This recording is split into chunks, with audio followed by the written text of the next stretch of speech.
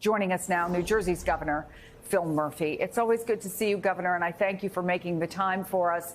So, look, you guys already have some of the toughest gun laws in the country. What else are you looking for? What says to you from Uvalde we all need to take another look? Good to be with you, Chris. In fact, we do have among the strongest gun safety laws of any American state, but they can be stronger. And I think this is an and both moment.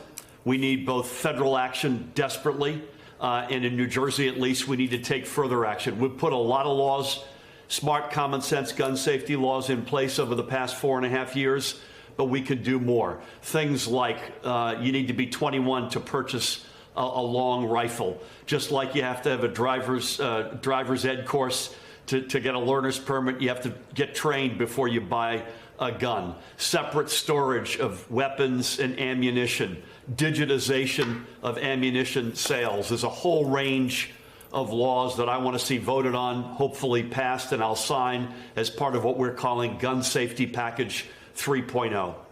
So there's a Republican state senator, Vince Polistina, who told WHYY in Philadelphia, if I were governor, I would get members of both parties, along with his administration, to gather in a room and let's start kicking ideas around. Is that what is going to happen here?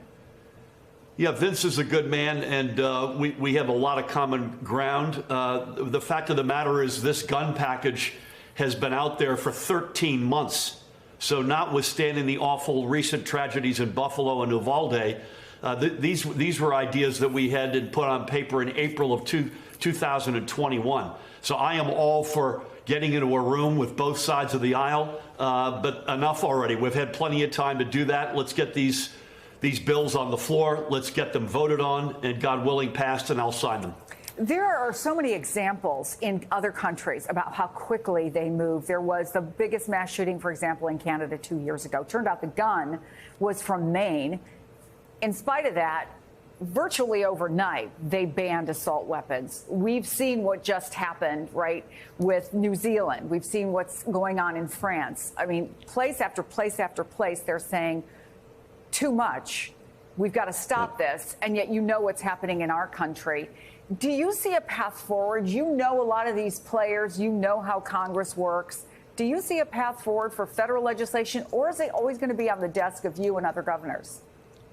Yeah, first of all, the New Jersey legislation, I hope we can get something done this month. That is my hope. I don't want to speak for the legislature.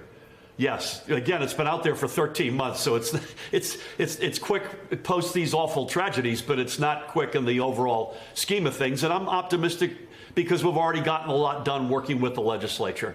In Congress, you probably saw these polls, Chris, that have come out where you've got 5 common sense steps that have support among Americans anywhere from 67% to 88% of Americans. When you've got overwhelming majorities for things like universal background checks, red flag laws, you got to be 21 to own a gun.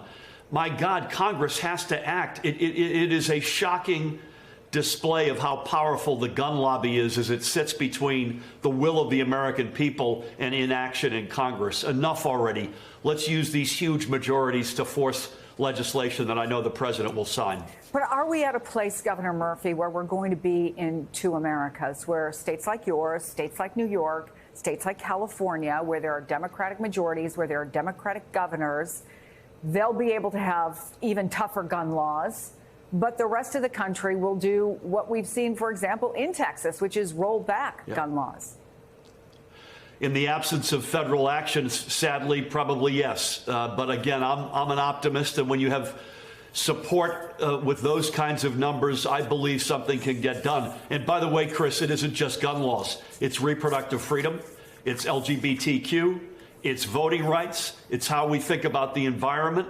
You increasingly have a patchwork quilt in America of a whole set of states going one way and New Jersey and others going in a different, I believe, more enlightened direction.